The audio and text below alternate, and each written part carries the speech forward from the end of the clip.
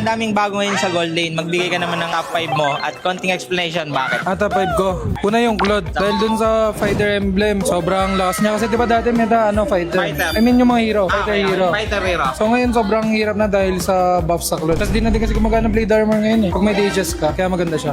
Ba't hindi na gumagana? Ngayon ko lang nalaman yan Sobrang taas na sustain eh. Di na siya nababawasan kahit may anti-heal. Kahit may bumabalik sa'yo na damage galing sa blade armor, nare-regen mo Kahit lang. may dami blade armor, napupuno lang. Walang bawas. Bagong kaalaman guys. Uling tanong about sa Claude, bakit di mo na-anta may first build sa kanya? Di mo na Turk kasi yung sustain sobrang lakas sa lane. And sa first turtle fight, pwede ka nang Sumama agad.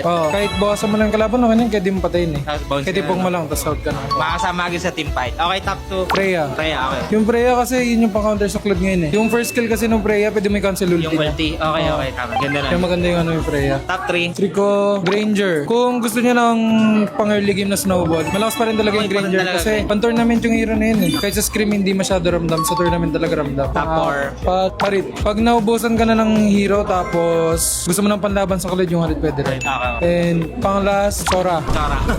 Napakalakas. Savage. Pag gusto mo sumabage, Sora. Ganun ba yan? Ay, hindi yata. Nagdikit-dikit lang. Okay, ito mo na-explain kasi baka gamitin mo pa sa mga susunod. Okay.